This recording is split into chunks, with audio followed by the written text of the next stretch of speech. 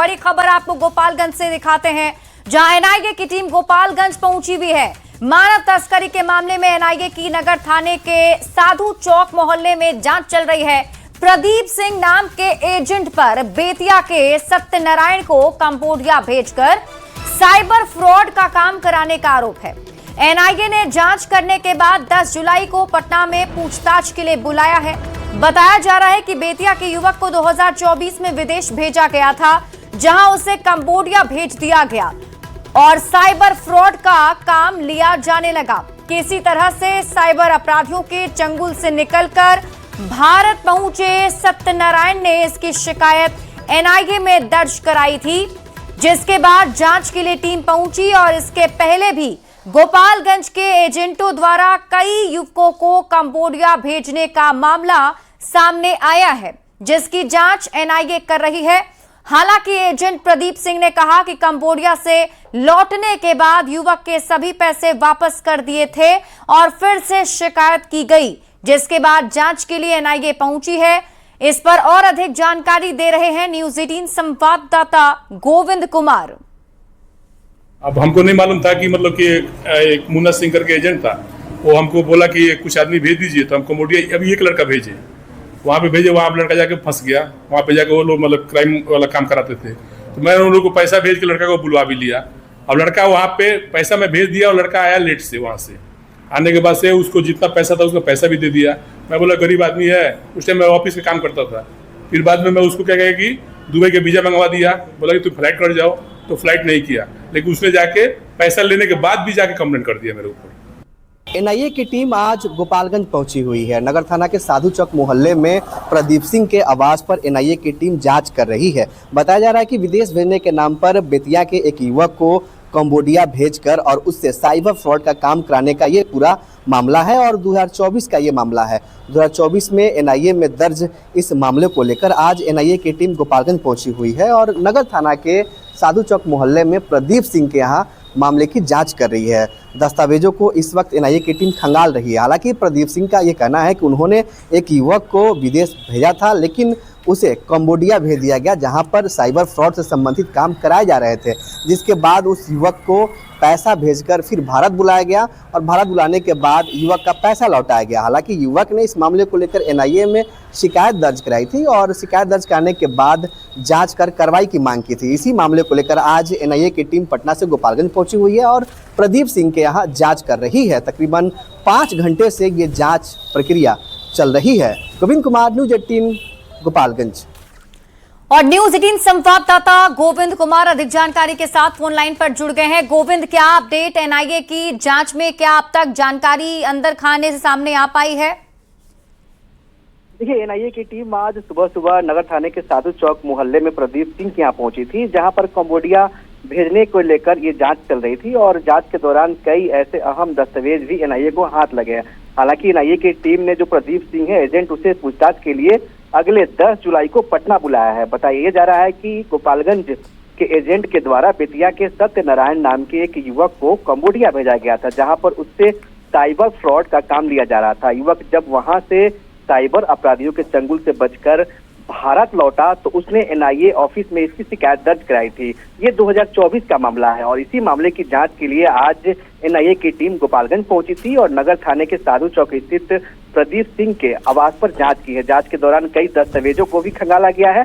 कई ऐसे डॉक्यूमेंट और दस्तावेज है जिसे एनआईए अपने साथ ले गई है। इसके साथ ही जो एजेंट है प्रदीप सिंह, उससे पूछताछ भी की गई है और फिर दोबारा पूछताछ के लिए अगले 10 जुलाई को एनआईए ने ऑफिस में बुलाया है। बजाते इसके लिए उसे नोटिस भी दिया गया है। गोपालगंज में ये कोई पहला मामला नहीं है। इससे पहले भी गोपालगंज के कुचायकोट के रहने वाले एक युवक को कंबोडिया भेजा गया था, जहां उससे साइबर फ्रॉड का काम किया जा रहा था। उसने भी इस मामले को लेकर शिकायत दर्ज कराई थी। तो लगातार एनआईए की टीम गोपालगंज पहुंच रही है और विदेश भेजने वाले जो एजेंट है उनसे लगातार पूछताछ की जा रही है। इसके अलावा कई ऐसे एजेंट हैं जो एनआईए के रडार पर हैं और गोपालगंज के युवकों को साइबर फ्रॉड के काम में कंबोडिया भेज रहे हैं। जी ठीक है गोविंद, आप इस खबर पर नजर बनाकर रखिए। शुक्रिया इस अपडेट के लिए। और देखिए, छपरा में भी एनआईए की छापेमारी जारी है। छपरा के मशरख पहुंची है एनआईए की टीम। मानव तस्करी के मामले में निजाम अंसारी के घर में छापेमारी हुई है। कार्रवाई के दौरान पूरे इलाके में सुरक्षा के कड़े इंतजाम किए गए। जानकारी के मुताबिक जांच टीम ने गांव निवासी निजाम अंसारी के घर की घेराबंदी कर तलाशी ली और इस दौरान उनके बेटे सदाकत अंसारी से कई घंटे तक पूछताछ की गई है। जांच के बाद टीम ने उसके मोबाइल फोन और लैपटॉप की गहन जांच की, साथ ही उन्हें सील कर अपने साथ ले गई है। हालांकि एनआईए की टीम ने कार्रवाई के संबंध में कोई आधिकारिक जानकारी देने से इनकार कर दिया। स्थानीय लोगों के मुताबिक सदाकत अंसारी पहले कंबोडिया में कार्य करता था। ग्रामीणों का कहना है कि उस पर मानव तस्करी संबंधित एक मामला दर्ज होने की चर्चा है। हालांकि इसकी आधिकारिक पुष्टि नहीं हो सकी है।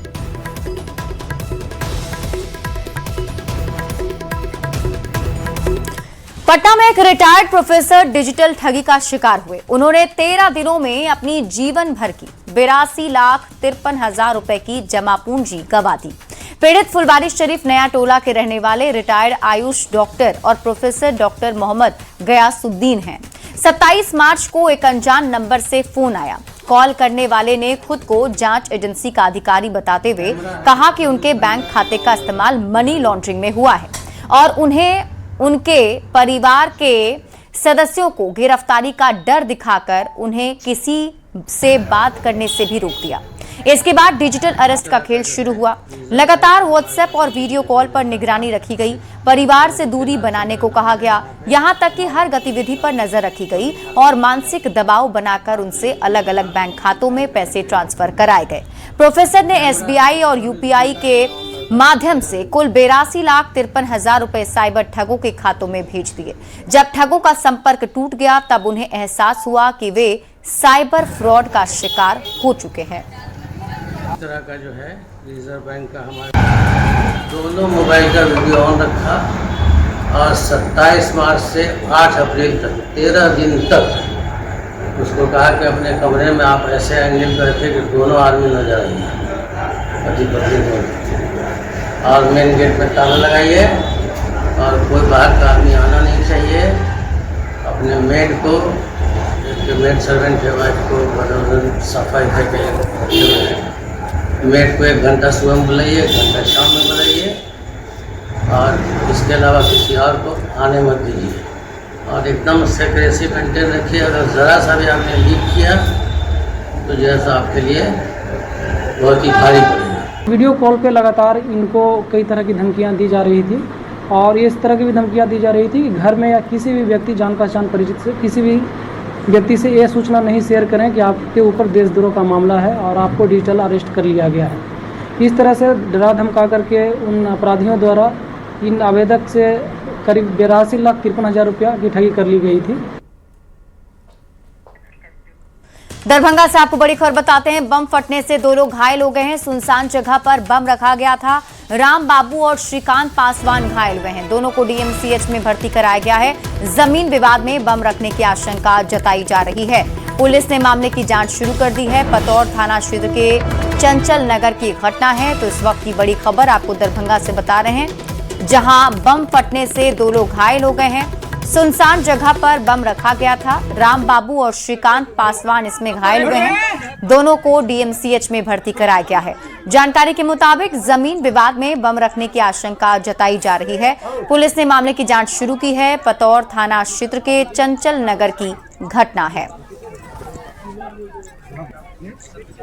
तस्वीरें भी टीवी स्क्रीन पर आपको दिखा रहे हैं। ये घटनास्थल की तस्वीर आप देखिए, जहां पर पुलिस पहुंचकर अभी उस एरिया को सील कर चुकी है। यही वो जगह है जहां पर बम फटा। बताया जा रहा है कि जो बम रखा गया था, उस बम के अचानक फटने से 2 लोग घायल हो गए। दोनों ही घायलों को अभी अस्पताल में भर्ती कराया गया है, जिनका नाम राम बाबू और श्रीकांत बताया जा रहा है। जानकारी ये भी मिल रही है कि जमीन विवाद के मामले में ऐसा हो सकता है, ये आशंका जताई जा रही है। ये पूरा मामला पतौर थाना क्षेत्र का बताया जा रहा है। न्यूज़ 18 संवाददाता विपिन हमारे साथ अधिक जानकारी के साथ जुड़ चुके हैं। विपिन, क्या अपडेट मिल पा रहा है? क्या ये जमीन विवाद का ही पूरा मामला है या कुछ और? जी बता दूं कि चूंकि ये बम ब्लास्ट हुआ है, जो नवनिर्मित 4 दीवारी का दीवार था उसमें टंगा हुआ बम था, और जो वो जहां पर 4 दीवारी का कार्य चल रहा है वो जमीन विवादित है। जो खुद से एसएसपी जगन्नाथ रेड्डी जब मौके पर पहुंचे, उन्होंने इस बात को भी आशंका जाहिर की है। साथ ही उन्होंने कहा कि जो बम का धमाका हुआ है वो बम क्या था, देसी था या कहीं और से लाया गया था, कैसे बनाया गया है, इसके लिए एफएसएल की टीम को भी बुलाया गया है। तत्काल अभी प्रारंभिक में जांच में जमीन विवाद नजर आ रहा है, लेकिन पुलिस हर बिंदु पर जांच करने की बात कर रही है। जी ठीक है, आप इस खबर पर नजर बनाकर रखिए विपिन, शुक्रिया इस अपडेट के लिए। खबर आपको बेगूसराय से बताते हैं, जहां रिफाइनरी में मजदूरों का आंदोलन अब दूसरे दिन भी हिंसक हो गया। मुआवजे की मांग को लेकर धरने पर बैठे मजदूर और पुलिस के बीच टकराव के बाद जमकर बवाल हुआ है। इस दौरान रिफाइनरी गेट पर तोड़फोड़ और कार्यालय के सामान को क्षतिग्रस्त कर दिया गया। पुलिस ने स्थिति नियंत्रित करने के लिए लाठीचार्ज किया है, जिसमें कई मजदूर घायल हो गए हैं। घटना के बाद से पूरे इलाके में भारी पुलिस बल तैनात किया गया। मामला रिफाइनरी थाना क्षेत्र स्थित रिफाइनरी के मुख्य गेट नंबर 1 का बताया जा रहा है। जानकारी के मुताबिक शार्प टैंक कंपनी कार्यरत मजदूर श्याम सुंदर पाठक पर काम के दौरान लोहे की पाइप गिरने से गंभीर रूप से घायल हो गए थे। उन्हें इलाज के लिए निजी अस्पताल में भर्ती कराया गया, जहां कुछ दिनों बाद उनकी मौत हो गई। मजदूर की मौत के बाद परिजन और साथी मजदूरों ने कंपनी से मुआवजे की मांग को लेकर प्रदर्शन किया था। प्रदर्शन के दौरान कंपनी ने 17 लाख रुपए मुआवजा देने का आश्वासन दिया था। आरोप है कि अब तक मुआवजा नहीं दिया गया है और इसी मांग को लेकर सोमवार से परिजन और मजदूर भूख हड़ताल पर बैठे थे। आंदोलन के दूसरे दिन भी जब कोई समाधान नहीं निकला तो मजदूरों का आक्रोश बढ़ गया। वो लोग जो है डंडा चार्ज के बहुत मारे पीटे सब मजदूर को। यहाँ तक पीड़ित जो औरत है उनके साथ भी घटना, उनको भी मारा, बहुत मारा उन्होंने। अभी उनका बहुत हालत गंभीर है वहाँ। हमको तो चोट लगवे गया सबको, और जो हमारा मांग है वो मांग नहीं पूरा कर रहे हैं, और प्लस हमारे ऊपर डंडा ही चार्ज कर रहे हैं। खबर पटना से है, जहां पीएमसीएच में डॉक्टरों की कथित लापरवाही और मारपीट से नाराज नर्सों ने पूरी तरह से काम का बहिष्कार कर दिया है। काम छोड़कर बड़ी संख्या में नर्स सड़क पर उतर आई हैं और आरोपी डॉक्टर के खिलाफ जमकर विरोध प्रदर्शन किया है। प्रदर्शनकारी नर्सों का साफ कहना है कि जब तक वे स्वास्थ्य मंत्री निशांत कुमार से मुलाकात नहीं कर लेती तब तक काम पर वापस नहीं लौटेंगी। मामले की शुरुआत तब हुई जब पीएमसीएच में ही कार्यरत नर्स लक्ष्मी कुमारी के पति को इलाज के लिए अस्पताल के मेडिकल आईसीयू में भर्ती कराया गया था। नर्सों का आरोप है कि डॉक्टर की घोर लापरवाही और समय पर दवाएं न दिए जाने के कारण कल इलाज के दौरान मरीज की मौत हो गई। को मारा गया, उनके पति को बिना दवा दारू के मार दिया गया। आईसीयू में भर्ती थे, डायलिसिस में थे। डॉक्टर साहब ने ऐसा किया, कुकर्म। हम नर्सों का तो हम लोग नर्सिंग इथिक्स के हिसाब से चलते हैं। आईसीयू में जो ड्यूटी पे थे, कैथ लैब के आईसीयू में जो डॉक्टर ड्यूटी पे थे, कल 12:30 बजे दिन में मार दिया गया। कोई सुई दवाई नहीं दिया गया। कोई पेशेंट सीरियस होता है, गैस्ट्रिक में जाता है, तो उनको डॉक्टर पहचान जाते हैं जो गैस्ट्रिक में जा रहा है, सीरियस कंडीशन, उस समय जीवन रक्षक दवाई दिया जाता है ना। काम भाई इसका जब तक स्वास्थ्य मंत्री नहीं आएंगे, आप लोग से अनुरोध है, हम लोगों को स्वास्थ्य मंत्री से मिलवा दीजिए प्लीज। जब स्वास्थ्य मंत्री आके जो बोलेंगे हम लोग मान लेंगे। पटना से आपको बड़ी खबर बताते हैं, पीएमसीएच के जूनियर डॉक्टर हड़ताल पर। जेडीए ने स्वास्थ्य विभाग को हड़ताल का पत्र भेजा है। इमरजेंसी छोड़ सभी सेवाएं तत्काल प्रभाव से ठप है। डॉक्टरों पर बढ़ती हिंसा के विरोध में कार्य बहिष्कार किया गया। सुरक्षा व्यवस्था पर जेडीए ने गंभीर सवाल उठाए हैं। स्टाइपेंड और वेतन संशोधन में देरी पर नाराजगी भी जताई है। पर्याप्त सुरक्षा, एफआईआर और संसाधनों की मांग है। आज नर्सें भी कार्य बहिष्कार पर हैं। मरीजों की मुश्किलें बढ़ी हुई हैं, स्वास्थ्य विभाग की चुनौतियां भी बढ़ी हुई हैं। न्यूज 18 संवाददाता रजनीश कुमार अधिक जानकारी के साथ जुड़ गए हैं। रजनीश, कैसे काम होगा मरीजों का पीएमसीएच में? देखिए, लगातार सुबह से नर्सें जो है हंगामा कर रही हैं, प्रदर्शन कर रही हैं, और इस बीच अस्पताल प्रशासन ने कई बार समझाने का प्रयास भी किया है।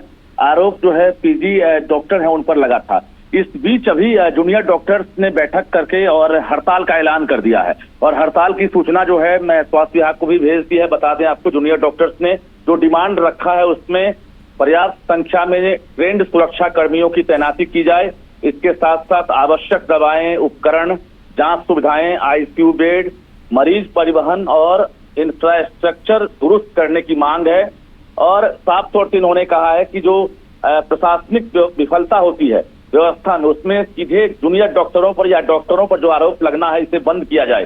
तो कुल मिलाकर इमरजेंसी सेवा छोड़कर सभी जो सेवाएं हैं उसे ठप कर दिया गया है। कल से ये परेशानी बढ़ेगी जब ओपीडी का टाइम होगा, और चूंकि यहाँ पर लगभग 3500 से 4000 मरीज ओपीडी में आते हैं दूर दूर से। अब ऐसे में उनकी मुश्किलें बढ़ेगी। हालांकि स्वास्थ्य विभाग को जानकारी मिल गई है। देखना यह है कि जूनियर डॉक्टर्स के साथ वार्ता कब होती है। लेकिन बता दें आपको कि बिहार सरकार के लिए बड़ी चुनौती है, क्योंकि सूबे का सबसे बड़ा अस्पताल है और पहले नर्सें कार्य बहिष्कार पर गई हैं। अब जूनियर डॉक्टर्स ने भी अब ऐलान कर दिया है, जिसमें आपातकालीन सेवाएं खासकर है, गहन चिकित्सा इकाई जो आईसीयू कहलाता है, लेबर रूम और आपातकालीन ऑपरेशन थिएटर, ये सुविधाएं सिर्फ बहाल रहेंगी। इसके अलावा जो जीवन रक्षक सेवाएं हैं उस पर कोई असर नहीं पड़ेगा। लेकिन ओपीडी और इमरजेंसी की अगर बात करेंगे तो इमरजेंसी से ज्यादा ओपीडी अफेक्टेड होगा और कुल मिलाकर पीएमसीएच में सभी व्यवस्था एक तरह से ठप नजर आएगी। ठीक है रजनीश, आप इस खबर पर नजर बनाकर रखिए। शुक्रिया इस अपडेट के लिए। बढ़ते आगे, स्वास्थ्य मंत्री निशांत कुमार ने बिहार के सबसे बड़े हड्डी रोग अस्पताल एलएनजेपी का निरीक्षण किया है और इस दौरान निशांत कुमार ने एक एक वार्ड का निरीक्षण किया, कर्मचारी और डॉक्टर से बात की। निशांत कुमार ने माना कि कुछ कमियां पाई गई हैं जिस पर कार्रवाई की जाएगी। बता दें कि अस्पताल को पूर्वोत्तर भारत का सबसे बड़ा हड्डी का अस्पताल बनाया जा रहा है। नए भवन का काम करीब 90% तक पूरा हो चुका है और जुलाई के अंत में या अगस्त तक नए भवन का उद्घाटन हो सकता है। मैं यहाँ एलएनजेपी आया हूँ।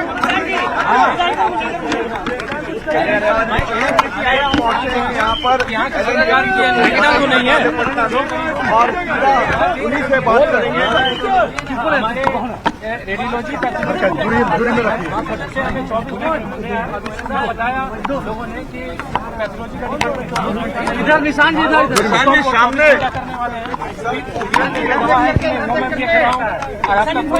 कोई भी इंस्ट्रूमेंट और कोई कमियां भी मिली क्या? और हम लोग ये देख रहे हैं कि डॉक्टर, अभी मैं कर ही रहा हूँ, अभी मैं जा रहा हूँ ओपीडी देखने, कुछ कमियां।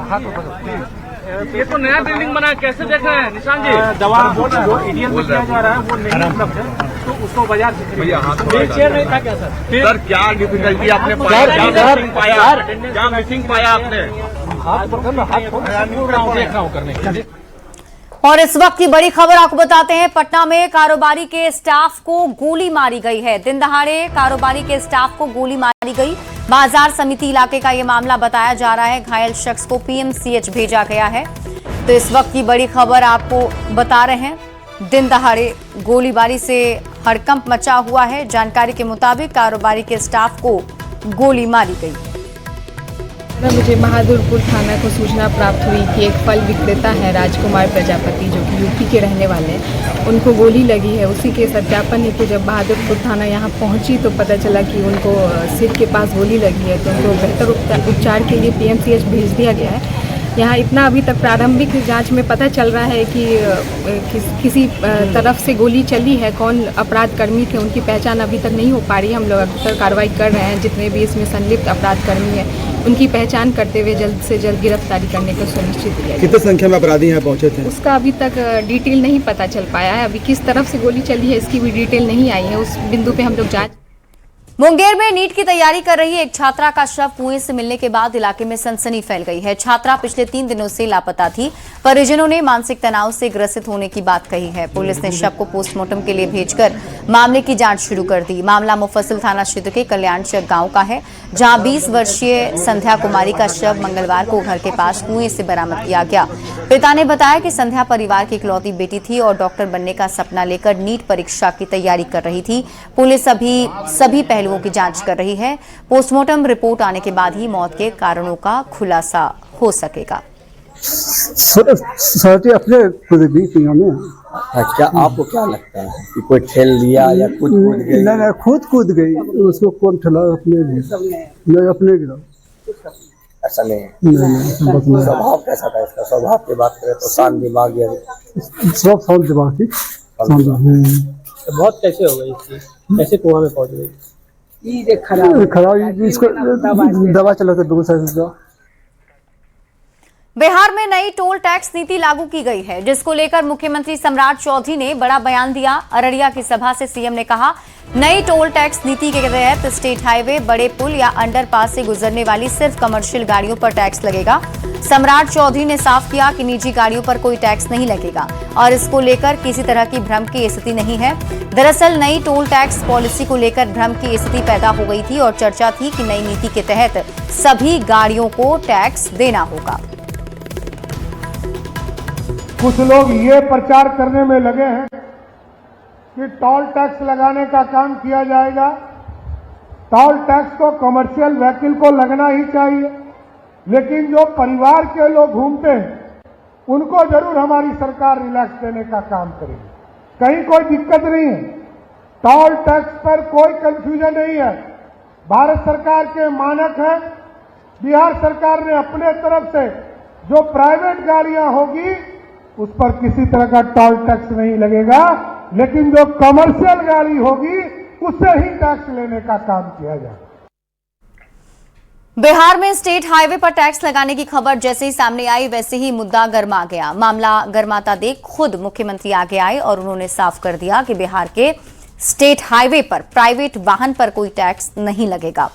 ये गलत प्रचार किया जा रहा है, लेकिन स्टेट हाईवे पर जो कमर्शियल वाहन चलेंगे उन्हें टैक्स देना होगा। टैक्स को लेकर पूरी जानकारी दे रहे हैं न्यूज 18 संवाददाता आनंद अमृतराज।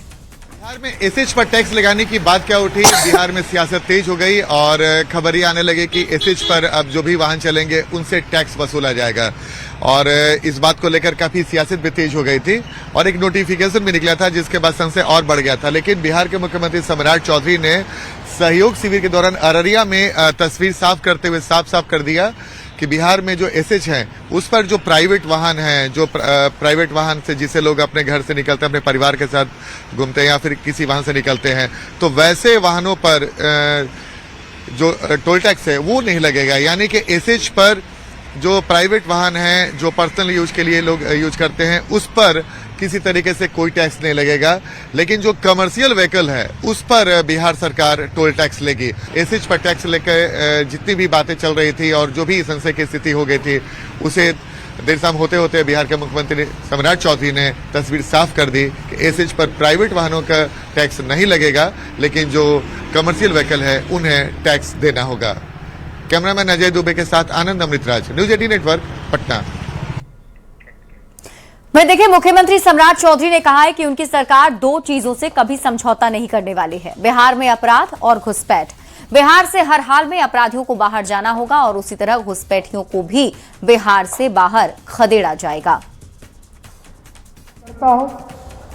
एक, कोई भी अपराधी हो उससे कोई समझौता नहीं हो सकता है, और दूसरा, ये जो सीमावर्ती इलाके हैं इसमें जो घुसपैठी है इससे भी समझौता हमारी सरकार कभी नहीं करेगी साथियों, क्योंकि अपराधी को जाना होगा, बिहार छोड़ना होगा। अपराध के लिए कोई जगह नहीं है साथियों, उसी तरह घुसपैठियों के लिए भी कोई जगह नहीं। बिहार सुशासन के लिए जाना जाता है,